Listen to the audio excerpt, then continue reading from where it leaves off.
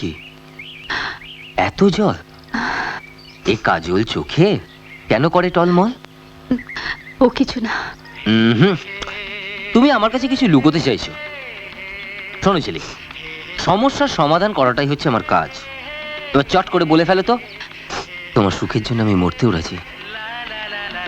মনে হয় তোমাকেই সব কথা বলা যায়। তোমার সাহায্যের আমার খুব প্রয়োজন। আজ চলি, কাল দেখা হবে।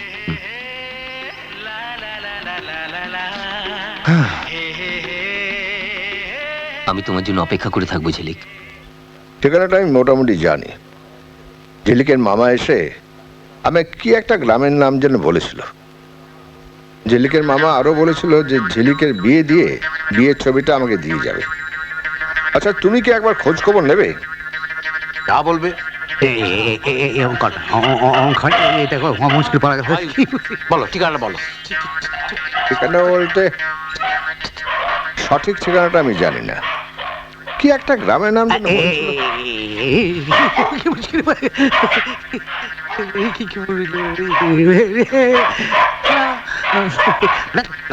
কে? আপনার কুকুরটা এই প্যাকেটটা পাঠিয়ে দিল, মানে সরি আপনার ছেলে রাজীব এই প্যাকেটটা পাঠিয়ে দিল জামা কাপড়ে। আচ্ছা, আপনার কুকুরটা কে হয়? কুকুরটা আমার কুকুর। ও ওকে নিয়ে সুখে থাকুন। চলি, চলি, একে একটু ছানুন না। সুইট কুকুর, শোন না।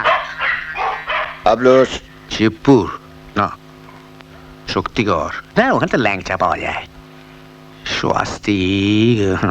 স্বস্তিপুর, এই তো লিখেছি শান্তি, শান্তিনগর। শিয়ালদা দিয়ে যেতে হয়, তারপর স্টেশন থেকে রিক্সাওয়ালাকে ধরলেই সোজা নিয়ে যাবে একটা বুড়ো শিবতলা মন্দিরের তার কাছেই।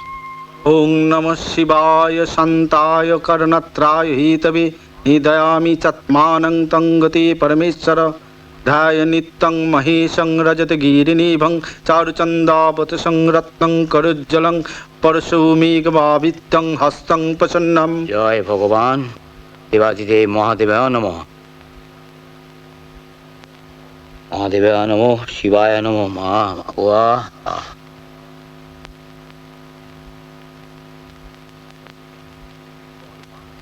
বল মা, তোর যা মনোবাসনা সব বাবার পায়ে নিবেদন কর। বাবা তোর সব মনোবাসনা পূর্ণ করবে। বল মা, বল বল, তোর কি কামনা বল। ঠাকুর, আমি কি পাপ করেছি জানি না, কেন আমার এই দুর্দশা। আমি তো বেশি কিছু চাইনি, সব মেয়েরাই যা চায় তাই চেয়েছি। মনের মতো স্বামী, সুখের ঘর, সুখের সংসার। কেন তুমি আমায় কিছুই দিলে না? আমি কি অপরাধ করেছি? এই আমার শেষ চাওয়া ঠাকুর। যাকে আমি চেয়েছি তাকেই যেন আমি পরিপূর্ণ করে পাই।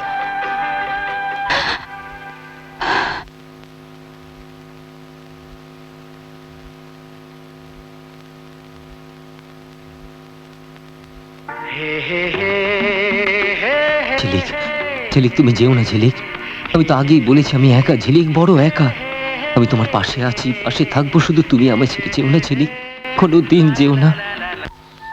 স্টেশনে একটা রিক্সা দেখছো না, কি ব্যাপার বলতো? তাই তো। ওই চার রিক্সা।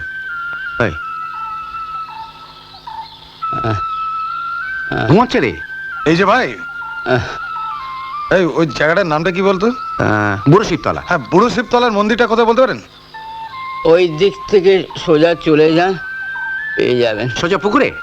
না, পুকুরে নয়, পুকুরের পাশ দিয়ে সোজা চলে যান। পাশ দিয়ে? ওঠো না, আমাদের একটু পৌঁছে দাও না। চল না ভাই। আমার খুব জ্বর। হ্যাঁ, জ্বর। আমি রিক্সা টানতে পারবো না।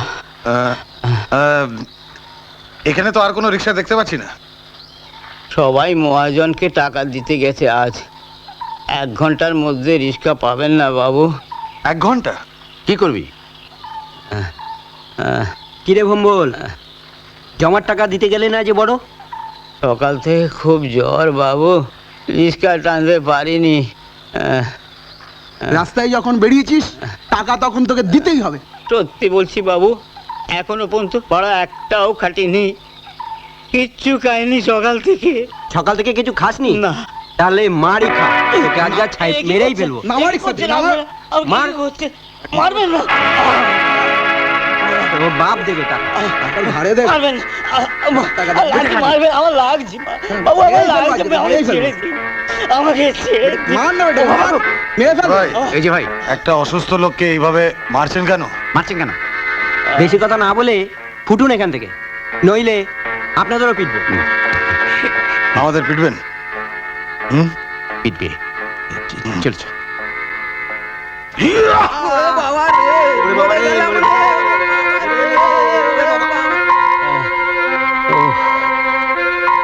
ওদের মেরে ভালো করলে না বাবু, ওরা বিক্রম বাবুর লোক।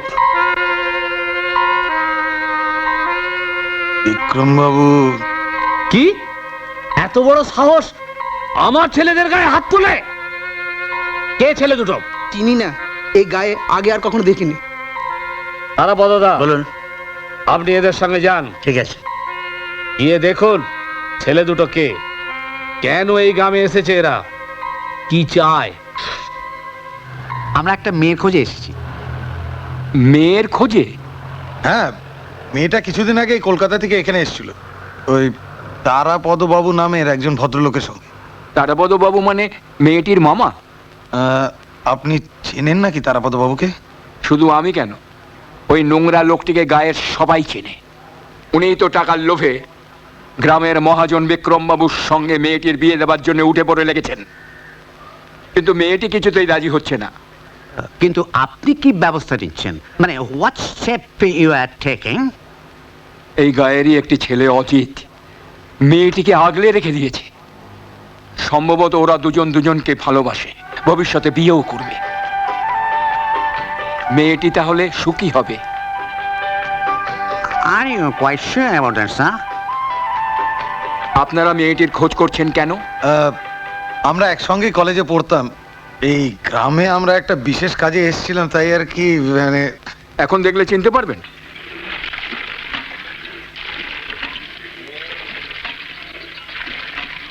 এই ঝিলিক, যা তো বাজার থেকে এক গোছা পান নিয়ে আয়, ঘরে একটাও পান নেই, নে টাকা নে। এই ভর দুপুরবেলা মেয়েটা একা একা বাজার যাবে? কেন? তাতে তোমার মেয়ের সোনার অঙ্গ কি কালি হয়ে যাবে? তখনই বলেছিলাম বিক্রম বাবুকে বিয়ে করে নেই, পায়ের ওপর পা তুলে সুখে শান্তিতে থাকতে পারবে। তা না, কুকুরের পেটে কি আর ঘি সহ্য হয়? বৌদি, তুমি যখন তখন এত বাজে কথা বলো। বেশ করি। চুপ করো তোমা, কষার হাতে যখন পড়েছি। কি বললি? কি বললি তুই? আমি আমি কষাই?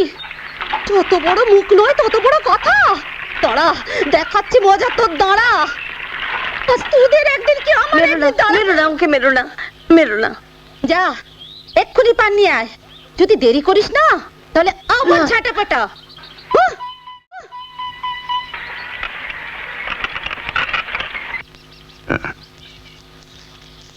দাঁড়া দাঁড়া।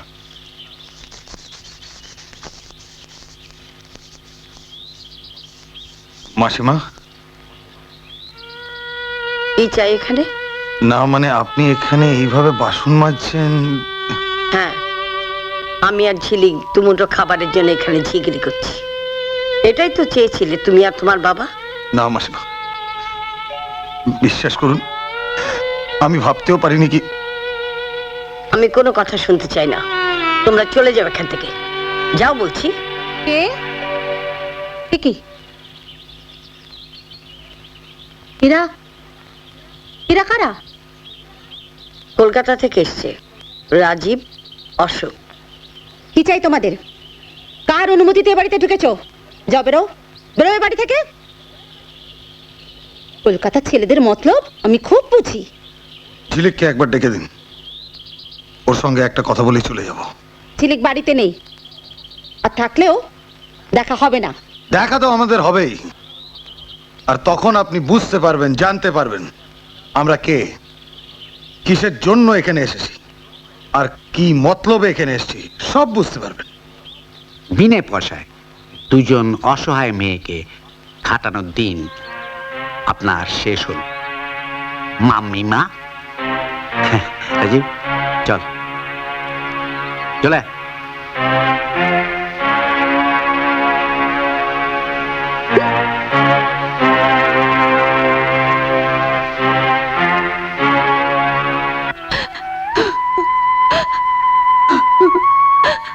আমি আর পাচ্ছি না ভগবান, আমি আর পাচ্ছি না।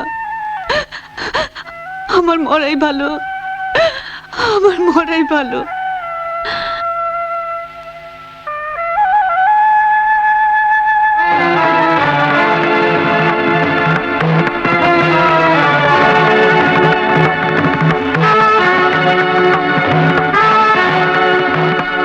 ঝিলিক, আমাকে তুমি কেন বাঁচালে? তোমায় বাঁচতে হবে ঝিলিক, আমার জন্য তোমায় বাঁচতে হবে। হ্যাঁ ঝিলিক, এই ঠাকুরের সামনে দাঁড়িয়ে বলছি, এই কদিনে আমি তোমায় ভালোবেসে ফেলেছি। কিন্তু শোন, ও বাড়িতে আমার এক মুহূর্ত থাকতে ইচ্ছে করছে না। তুমি কোনো চিন্তা করো না ঝিলিক, আমি তোমাকে আর তোমার মাকে আমার কাছে ঠিক নিয়ে আসবো। না না, এমনি নিয়ে আসবো না, একেবারে বিয়ে করেই নিয়ে আসবো।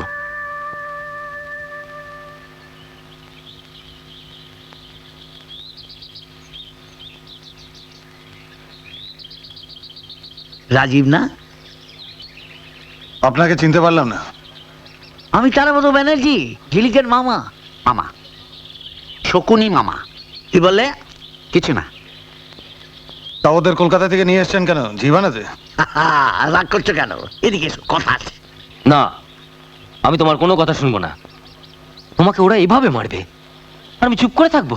ভয় ডর থাকলে আমি এত দূর আসতাম না। আগে বলুন আপনাকে কেন টাকা দিতে হবে? দিতে হবে এই কারণে যে ঝিলিক এখন আমার সম্পত্তি নয়, ও এখন এই গায়ের জোরদার বিক্রমবাবুর সম্পত্তি। ঝিলিকের সঙ্গে ওর বিয়ে দেবো বলে ওনার কাছ থেকে আমি অনেক টাকা নিয়েছি। এখন ওকে পেতে হলে তো আপনাকে ওই বিক্রমবাবুর সমস্ত টাকা সুদ সমেত ফেরত দিতে হবে। টাকা আপনি নিয়েছেন, ফেরত দিতে হলে আপনি দেবেন। ঝিলিক আমাকে ভালোবাসে। তোমাকে আমি কি করে বোঝাবো অজিত? ভালোবাসা আমার কত ভয়। ভালোবাসে?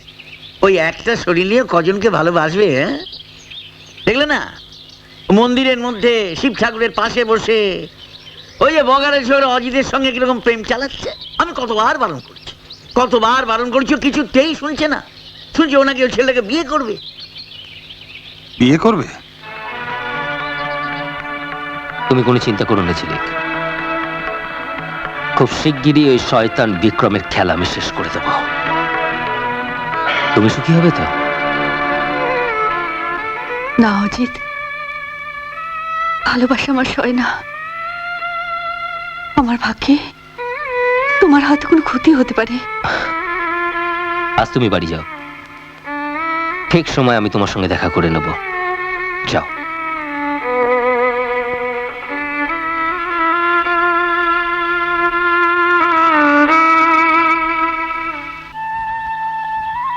ওই তো ছেলেটা, ওর সঙ্গে আমি কথা বলবো। নে ধর। এই অশোকদা, ছেড়ে দাও, যাওয়ার দরকার নেই অশোকদা।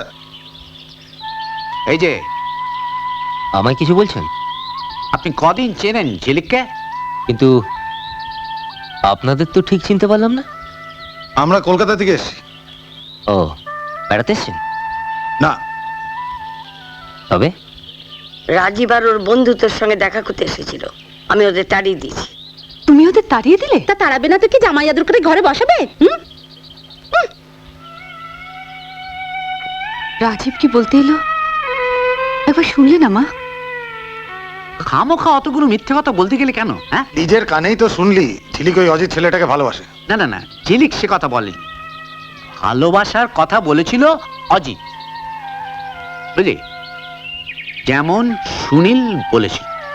ঝিলিকের মদত না থাকলে ব্যাপারটা এতখানি গড়াতো না। এই শোন শোন শোন, ঝিলিকের জানা দরকার যে আমরা এখানে এসেছি, আর ও ইচ্ছে অনিচ্ছেটা আমাদের জানা দরকার। তুই এক কাজ কর, তুই হোটেলে গিয়ে রেস্ট কর। আমি হোটেলে? হ্যাঁ, হোটেলে। আমি এক্ষুনি আসছি। অশোকদা,